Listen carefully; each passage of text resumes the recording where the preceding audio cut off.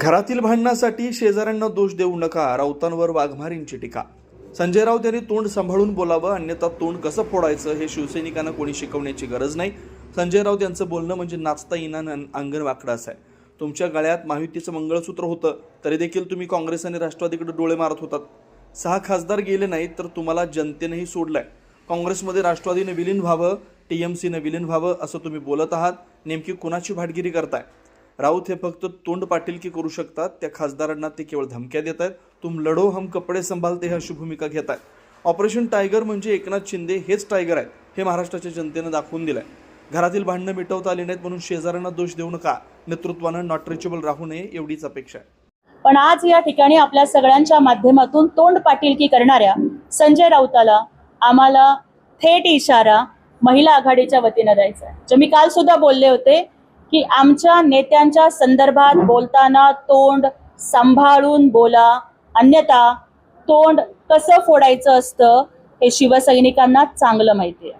I repeat my words, तोंड सांभाळून बोला, अन्यथा तोंड कसं फोडायचं हे शिवसैनिकांना कुणी शिकवण्याची गरज नाही. मी आताच त्यांची पत्रकार परिषद ऐकली आणि ते म्हणतायत की अरे महाराष्ट्राच्या राजकारणाचा गोलपिठा झालाय.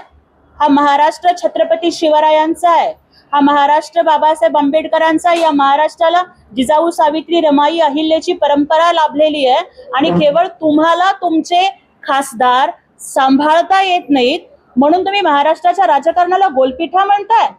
हे म्हणजे नाचता येईना अंगण वाकडे आणि चूल पेटेना ओली लाकडे असा प्रकार आहे. आधी स्वतःचं घर सांभाळा, मग दुसऱ्यांच्या वरती तोंडसूक घ्या. तुम्ही म्हणताय की महाराष्ट्राच्या राजकारणाचा गोलपिठा झालाय, पण 2019ला तुम्ही लोक ज्या पद्धतीने वागत होतात ना त्याच्यावरून मला रान बझार नावाची वेब सिरीज आठवते. अरे तुमच्या गळ्यामध्ये महायुतीचं मंगळसूत्र होतं, मग मुख्यमंत्री पदाच्या खुर्चीसाठी तुम्ही काँग्रेस आणि राष्ट्रवादीला का बरं डोळे मारत होतात या प्रश्नाचं उत्तर तुम्ही जनतेला कधी देणार आहात? त्यामुळे सत्तेसाठी ज्या लोकांनी हिंदुत्व आणि तत्व विकून खाल्लं ना त्यांनी आम्हाला नीतिमत्ता शिकवण्याची गरज नाही.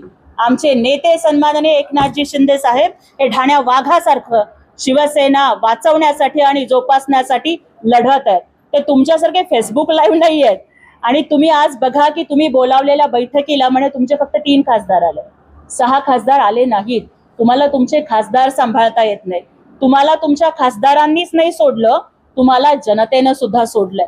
आणि आता तरी आत्मपरीक्षण करा. आणि आत्मपरीक्षण न करता जर तुम्ही फक्त दुसऱ्याला शिव्याशाप देणार असाल ना तर याच्यातून तुमचा पक्ष म्हणजे ओसाड गावची पाटीलकी होणार आहे. अरे तुम्ही कुणाला दलाल म्हणताय? मग सांगा की काँग्रेसमध्ये NCPनं विलीन व्हावं, काँग्रेसमध्ये TMCनं विलीन व्हावं, अशा पद्धतीच्या मर्जरच्या गोष्टी करणारे तुम्ही कोणाची भाटगिरी करताय? तुम्ही कोणाची दलाली करताय? तुम्हीच निघालात का UBTला काँग्रेसमध्ये विलीन करायला? त्याच्यामुळेच कदाचित तुमच्या खासदारांना त्याची भीती वाटली असेल आणि म्हणून त्यांनी तुम्हाला सोडलं असेल. राऊत, तुम्ही बोलताय तोडा, फोडा, तुडवून काढा, ही भाषा लोकशाहीमध्ये बसते? भारताचं संविधान, भारताच्या संविधानाच्या कक्षेमध्ये हिंसाचाराला प्रोत्साहन देणं बसतं का? आणि त्याच्याही पुढे जाऊन मी तुम्हाला सांगते की तुडवून काढायला, राडा करायला मनगटात दम लागतो, तुमच्या फक्त तोंडात दम आहे. तुम्ही फक्त तोंड पाटीलकी करू शकता. आणि जर इतकीच खुमखुमी तुम्हाला असेल ना तर पत्रकार परिषदा घेऊन आव्हानं देण्यापेक्षा ना राऊत, आमच्या आमदारांच्या जीवावरती तुम्हाला जी राज्यसभेची खासदारकी मिळाली आहे ना त्याचा राजीनामा द्या, उतरा मैदानात, लढा निवडणुका आणि मग बघूयात कुणामध्ये किती दम आहे. अरे तुम्ही शिव्या देताय. त्या खासदारांनी अजून स्वतःची भूमिका सुद्धा स्पष्ट केली नाही पण तुम्ही त्यांना भच्या बाराखडीतल्या शिव्या देताय. कशी टिकणार लोक तुमच्या सोबत? जिल्हा परिषद असेल, महापालिका असेल, पंचायत समिती असेल, नगर परिषदा असतील, तुम्ही लोक कुठेच प्रचाराला बाहेर नाही पडलात. फक्त मुंबई महापालिका ही सोन्याचं अंड देणारी कोंबडी होती म्हणून तुम्ही फक्त तिथे प्रचार केलात. मी मुख्यमंत्री, माझा मुलगा कॅबिनेट मंत्री आणि शिवसैनिक मात्र रस्त्यावरती, हे तुमचं धोरण राहिलं. काहीही नसताना सुद्धा लढणाऱ्या तुमच्याच कार्यकर्त्यांना तुम्ही वाऱ्यावर सोडलं. तुम्ही त्यांच्या प्रचाराला सुद्धा गेला नाहीत. तुम लढो हम कपडे संभालते है अशाच पद्धतीची भूमिका तुम्ही घेतली. तुम्ही लोकांच्यासाठी तुमची घरं बंद केली, दारं बंद केली. त्यामुळे आज लोक तुम्हाला सोडून जात आहेत.